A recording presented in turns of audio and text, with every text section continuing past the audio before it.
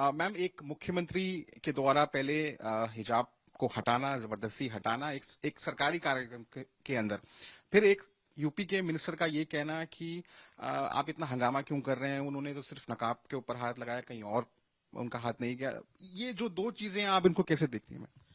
सर्वप्रथम तो ये एक महिला की चॉइस है कि वो घूंघट डाले, वो हिजाब पहने, वो सिर खोलकर घूमे, सिर ढक के घूमे। ये एक छोटी सी बात ये पुरुष क्यों नहीं समझ पाते हैं? ये उसकी चॉइस है। हिम्मत कैसे हुई नीतीश कुमार जी की एक महिला के गिरेबां पे हाथ डाल के उसका हिजाब खींचने की? इसके क्या मायने हैं आप समझ सकते हैं? अगर किसी सड़क चलते लड़के ने किया होता तो उसको हम लोग सिरफिरा लफंगा कहते और उसके खिलाफ केस होता। अगर किसी गैर भाजपा के नेता ने किया होता तो अभी तक कोहराम मच गया होता। आप सोच सकते हैं क्योंकि वो लड़की एक पर्टिकुलर समुदाय से आती है, आपकी हिम्मत होगी उसका हिजाब खींचने की, आपकी हिम्मत होगी किसी महिला का घूंघट उठाने की। ये किस तरह के पुरुष हैं?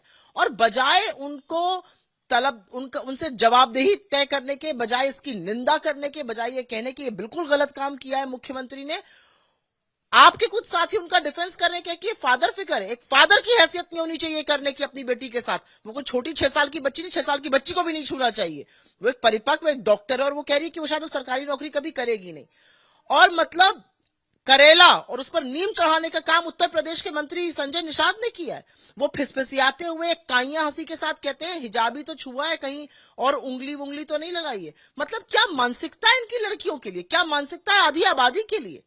बजाय ये कहने की नीतीश कुमार जी ने जो किया गलत है, मैं उस बेटी के साथ खड़ा हूं, महिलाओं का सम्मान होना चाहिए। लेकिन ये आपको दिखाता है कि ये जो बीजेपी, उनके घटक दल, ये जो एनडीए के संघी मानसिकता के लोग हैं, ये औरत के साथ सम्मान से बात ही नहीं कर सकते हैं, बर्ताव ही नहीं कर सकते हैं, क्योंकि ये औरत को दोयम दर्जे का नागरिक मानते हैं, जैसे आरएसएस मानता है, जिसमें महिलाओं की जगह नहीं है। आप देख लीजिए बीजेपी में एक से एक गुंडे भरे पड़े हैं जिनके खिलाफ महिला अपराध के मामले हैं।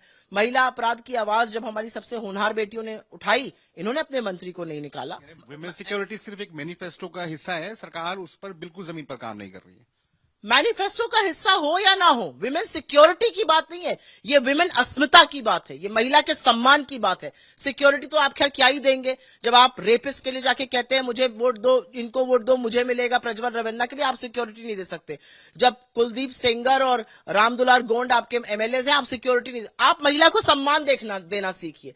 आप ये बताइए कि एक व्यक्ति जो आपके घटक दल का मुख्यमंत्री, उसकी हिम्मत कैसे हुई एक महिला का हिजाब खींचने की? कल को राजस्थान जाके आप एक महिला का घूंघट उठाने की हैसियत कर सकते हैं? और बिल्कुल ये गलत है। एक महिला की चॉइस है, वो घूंघट रखे, वो पर्दा करे, वो हिजाब लगाए, वो नकाब पहने या ना पहने, ये एक महिला की चॉइस है। उसकी चॉइस को रिस्पेक्ट करना चाहिए।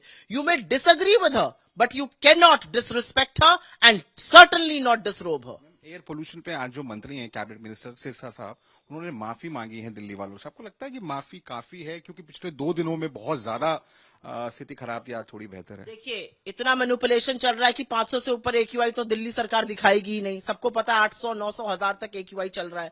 असलियत यह है कि यही आईटीओ जहां पे हम बात कर रहे हैं, पानी के फव्वारे लगा लगा के एक्यूआई घटाया जा रहा है। सबको पता है क्या हो रहा है। पूतन जी आए थे बेचारे, अपनी आंख मलते रह गए, उनकी आंखों से पानी इतना निकल रहा था, इस पोल्यूशन की वजह से खांस रहे थे। हमारे पास तो इस तरह की भी खबरें हैं।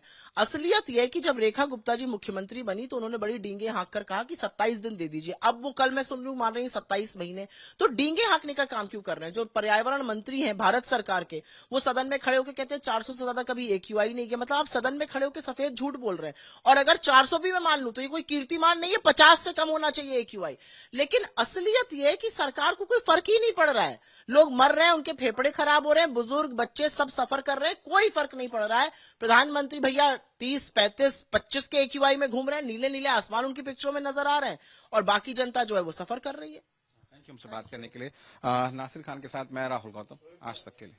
गर्मियों की छुट्टी होने वाली थी, मेरे पापा आने वाले थे, तो हम लोग सभी खुश थे। तो मैं एक बेड पे चढ़ के डांस कर रहे थे, डांस कर रहा था, लेकिन वो पहले ही आ गए। फ्रीज। तो मैं उस समय तो कंटिन्यू नहीं कर सकता था ना, तो फ्रीज फ्रेम टाइप का हो कसम पैदा कर